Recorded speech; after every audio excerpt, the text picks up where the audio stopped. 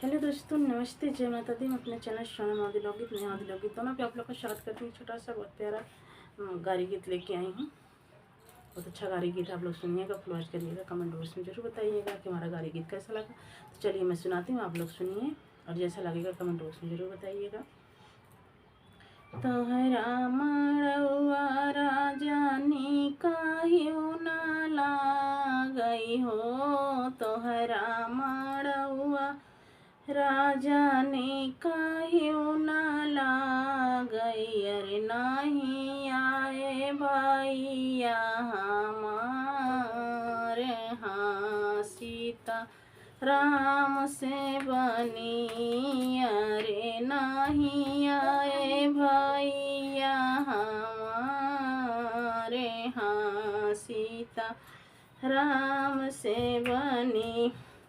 तोहरे ने देसे राजा बाहुते जंगलवा हो, तोहरे ने देसे राजा बाहुते जंगलवा। यारे नहीं आए भैया हमारे, हाँ सीताराम से बनी। अरे नहीं आए भैया हमारे, हाँ सीताराम से बनी।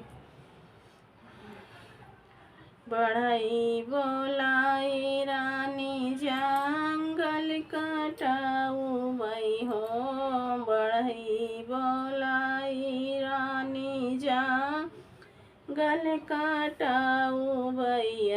चलाया भैया तोहारे, हाँ सीताराम से बनी। अरे चलाया भैया तोहारे, हाँ सीताराम से बनी।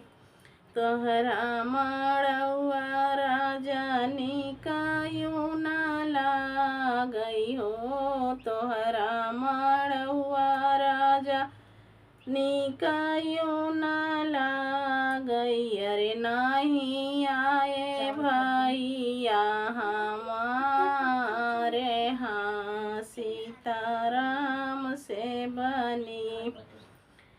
तोहरे ने देसे राजा नदिया बहत हैं, तोहरे ने देसे राजा नदिया बहत हैं। अरे नहीं आए भैया हमारे, हाँ सीताराम से बनी। अरे नहीं आए भैया हमारे, हाँ सीताराम से बनी। केवट बोलाई रानी नैया खेवाऊ बई हो, केवट बोलाई रानी नैया खेवाऊ बई। अरे चलाया भैया तोहारे, हाँ सीताराम से बनी। यारे चलाया भैया तोहारे, हाँ सीताराम से बनी। तोहरा मड़वा राजा ने काहियो न लागई हो, तोहरा मड़वा राजा ने काहियो न लागई। अरे नहीं आए भैया हमारे, हाँ सीताराम से बनी। अरे नहीं आए भैया हमारे, हाँ सीताराम से बनी। तोहरे न देसे राजा चोर बहुत हैं, तोहरे न देशे राज चोर बहुत है, अरे कैसे आवे भैया हमारे। हाँ सीताराम से बनी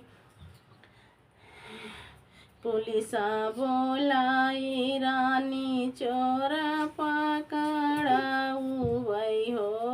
पुलिसा बोलाई रानी चोर पकड़ाऊ भैयर चलाया मैं भैया तुम्हारे। हाँ सीताराम से बनी तोहरा मड़ौआ राजानी कहियो न लागई हो। तोहरा मड़ौआ राजानी कहियो न लागई, अरे नहीं आए भैया हमारे। हाँ सीताराम से बनी तोहरे नंदे से राजा कच्ची सड़किया हो। तोहरे नंदे से राजा कच्ची सड़किया, अरे कैसे आवे भैया हमारे। हाँ सीताराम से बनी लेबर लगाई रानी सड़क बनवाऊ वही हो। लेबर लगाई रानी सड़क बनवाई भैयर चलाया मैं भैया तोहारी। हाँ सीताराम से बनी अरे चलाया मैं भैया तुम्हारे।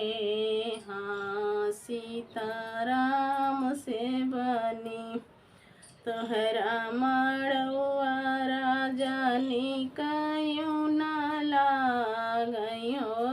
तोहरा मड़ौआ राजानी कहियो न लागई, अरे नहीं